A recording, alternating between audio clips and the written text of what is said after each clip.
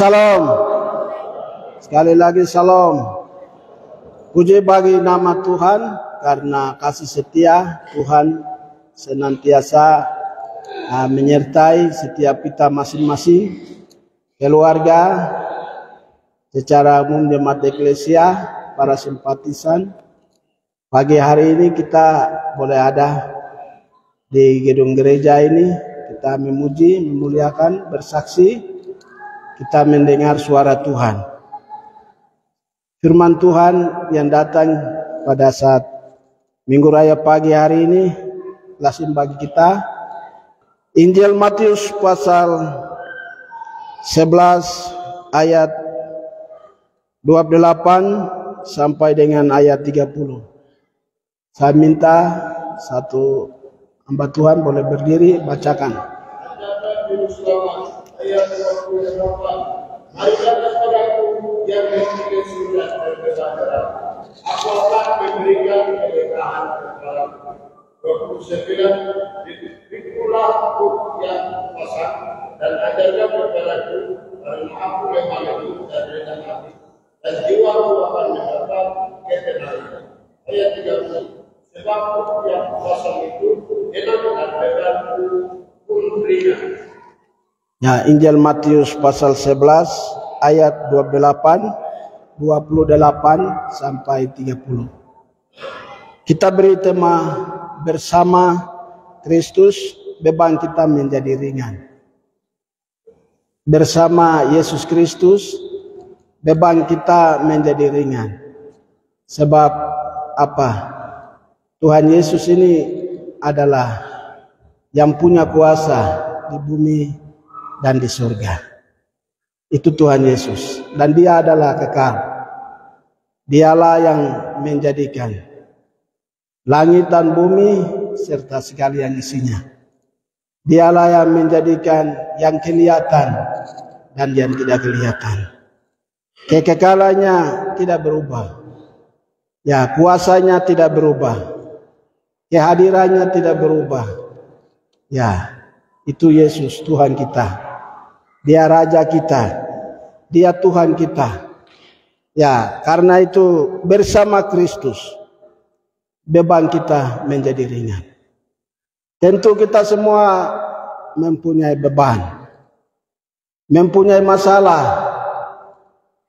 Beban itu ada yang sedang, ada yang berat. Tak bisa kita mengatasi. Sebagai manusia, umat Tuhan, kita saat ini ada di dalam pesta demokrasi pemilu. Ya, bagi peserta pemilu ini yang caleg itu bebannya luar biasa. Ya, baik sebagai yang calon DPR di tingkat kabupaten, kota, provinsi, ya, di pusat, DPD, Presiden. Tentu di dalam penyelenggaraan ada banyak yang tidak sesuai dengan aturan, peraturan yang ditetapkan.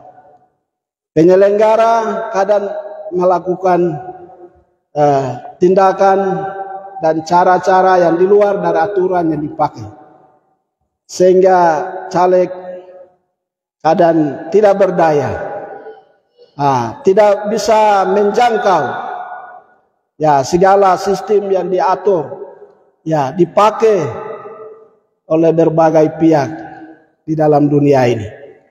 Ya, sebagai anak Tuhan yang ada di situ, itulah salib. Ya, salib. Bagaimana menghadapi sistem yang sudah diatur di dalam, ya, mencapai di pania ini. Penyelenggaraan kadang tidak benar dilakukan oleh penyelenggara.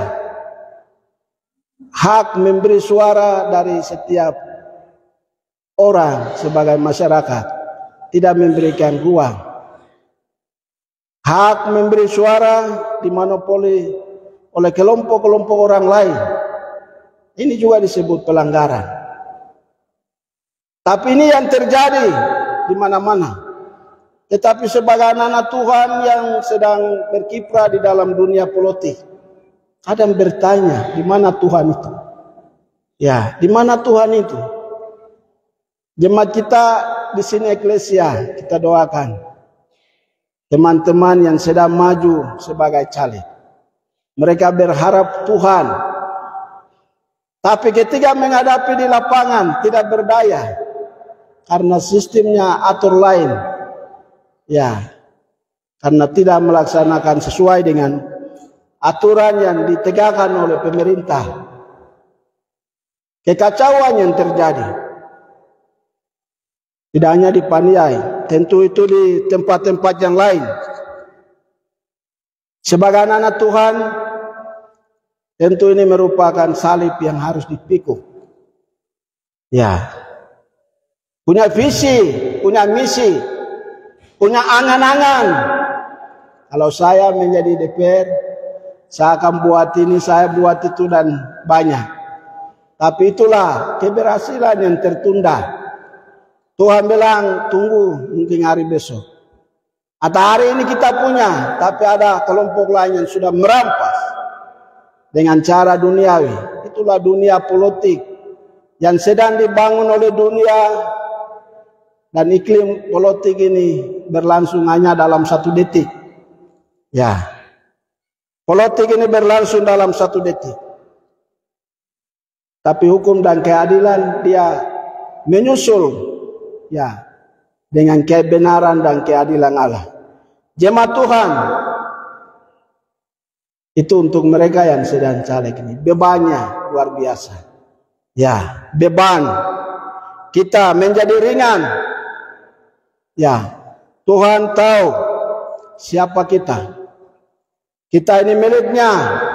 Umat Tuhan, Yesus menyampaikan firman Tuhan ini kepada orang-orang Israel yang tengah ada di dalam penindasan Romawi. Ya, mereka tidak berdaya. Mereka bagaimana menghadapi dunia kekerasan. Karena Romawi ini bunuh orang Yahudi. Ya, banyak. Dan juga Romawi membangun sistem yang tidak adil. Bekerja bersama dengan ahli Taurat, orang Farisi saat itu. Jadi Yesus datang menyampaikan berita firman Allah ini kepada orang-orang yang merasa berbeban, merasa tertekan. Karena apa? Tanah mereka, kekayaan mereka, ya, diambil alih oleh orang lain. Sehingga Yesus bilang, tidak hanya yasmani dunia, Yesus menyampaikan ini hal kekekalan, hal untuk kehidupan kekal. Kita baca ayat 29 ini. Ayat 28, ya, marilah kepadaku semua yang letih lesu dan berbeban berat, aku akan memberikan kelegaan kepadamu. Di dalam Tuhan Yesus ada kuasa. Sehingga setiap kita mencari Tuhan dan menemukan Dia. Tuhan yang mencari kita dan kita mencari Tuhan. Melalui apa? Melalui doa kita. Ya. Kita mencari Tuhan melalui kita baca Alkitab. Kehendak Allah ada di sana. Kehendak Allah yang membawa kita meringankan beban kita, meringankan masalah kita, ada di firman Tuhan. Ada di dalam doa.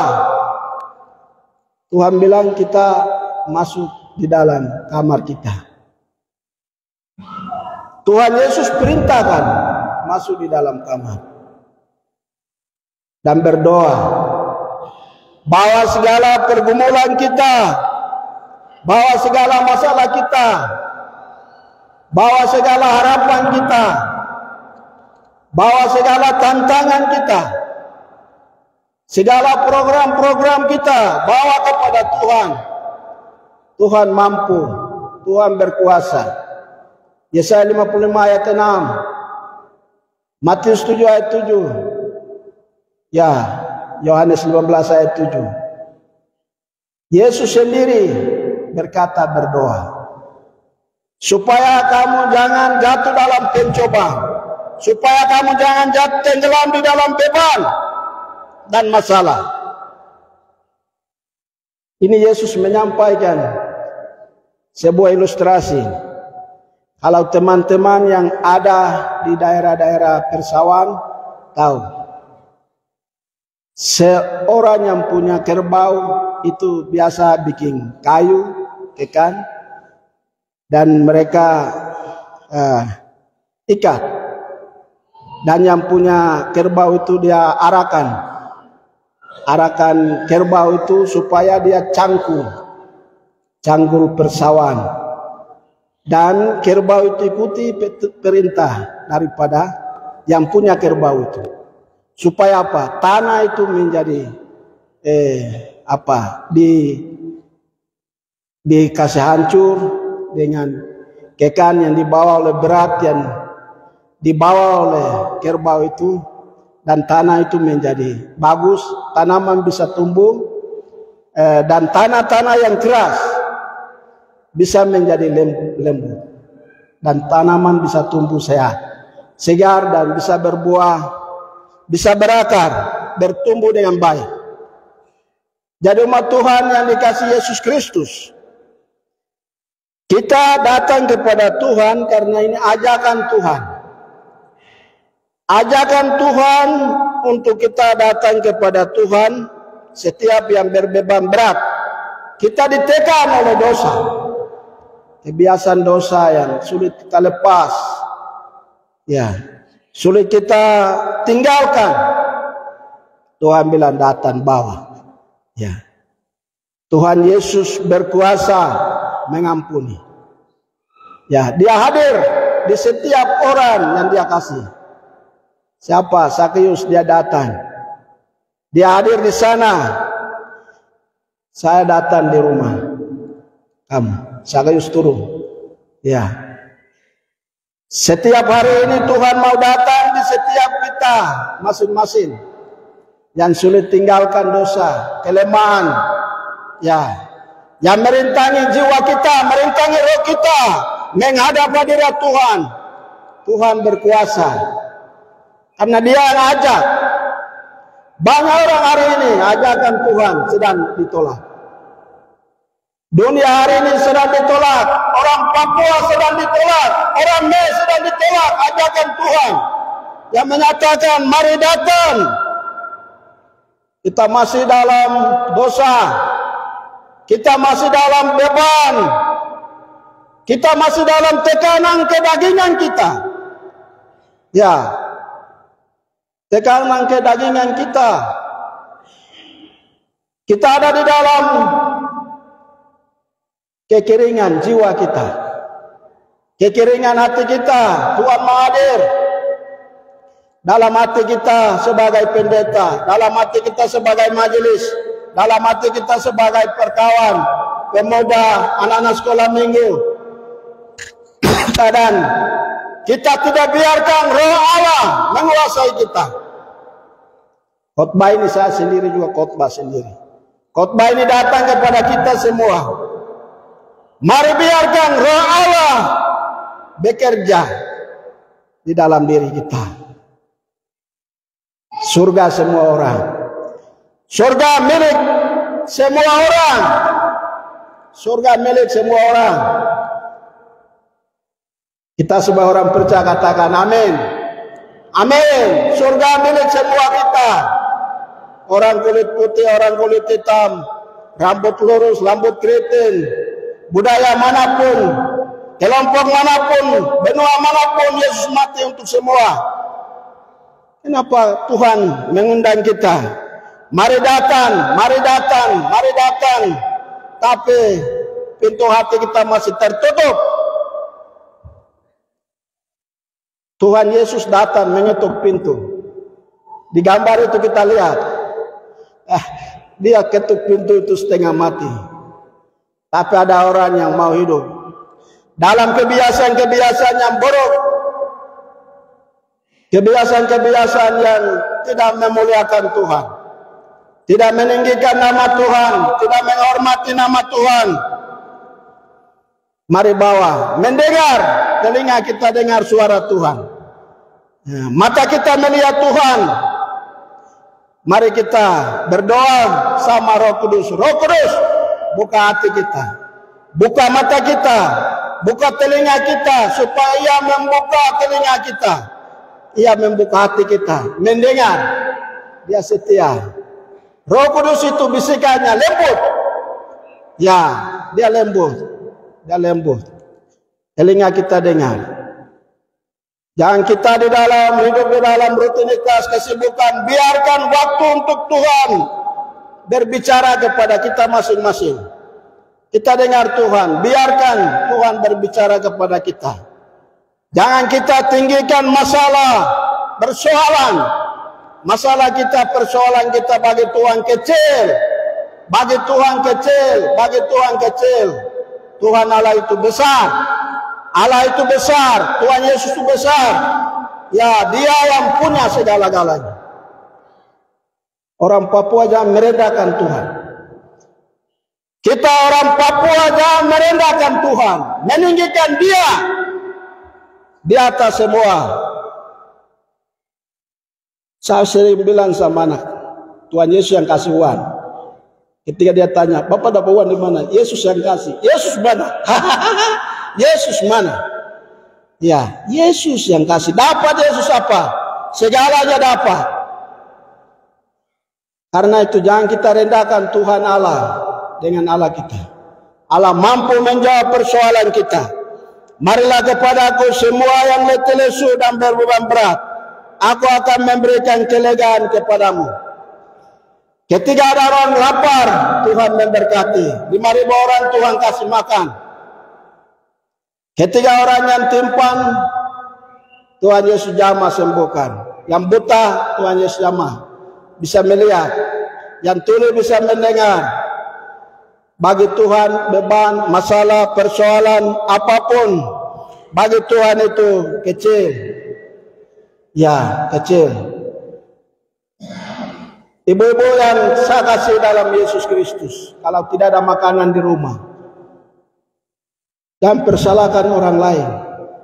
Jangan persalahkan suami. Kau tidak kasih gaji. Kau yang salah, kau yang salah, kau yang salah. Sehingga di rumah kami tidak ada makanan, kami tidak ada uang, kami tidak ada ini, kami tidak ada itu. Tuhan yang atur. Jangan persalahkan orang lain. Tanya diri. Dan bawa beban dan masalah kepada Tuhan. Ya. Tuhan akan menjawab sesuai dengan apa yang kita perlukan. Jemaat Tuhan yang dikasihi Yesus Kristus, ayat 29, pikulah aku yang kupasan dan belajarlah daripadaku, karena aku lemah lembut dan rendah hati, dan jiwamu akan mendapat ketenangan. Kita harus belajar hidup dari Kristus. Dunia kekristenan kita jangan gerakan tambahan di dalam mengiring Tuhan. Ya, kita belajar dari hidup Yesus. Yesus memberikan teladan yang tepat, benar sama kita semua. Mari kita belajar dari hidup Yesus. Bagaimana dia doa, bagaimana dia berpuasa, bagaimana dia beribadah di dalam bait Allah. Bagaimana dia benci dosa. Bagaimana dia beritakan Injil Tuhan di benua Palestina. Umat Tuhan yang Yesus Kristus kasih. Agama-agama jangan tambah. Gerakan-gerakan keagamaan jangan tambah. Kita belajar dari apa yang Yesus sudah gariskan kepada kita. Firman Yesus. Firman Yesus adalah benar. Ya dan amin. Ya dan amin. Kalau doa yang menyatakan, ini tuba ini yang ku sakit, jangan percaya, doa tidak benar. Laki-laki ini yang kasih kau sakit, jangan percaya, doa ini tidak benar. Ya, Yesus tidak pernah, kalau orang sakit datang, dia tidak pernah menyatakan, si ini yang buat kau sakit. Ya, laki-laki ini yang buat kau sakit, jangan percaya, tipu, doa tidak benar.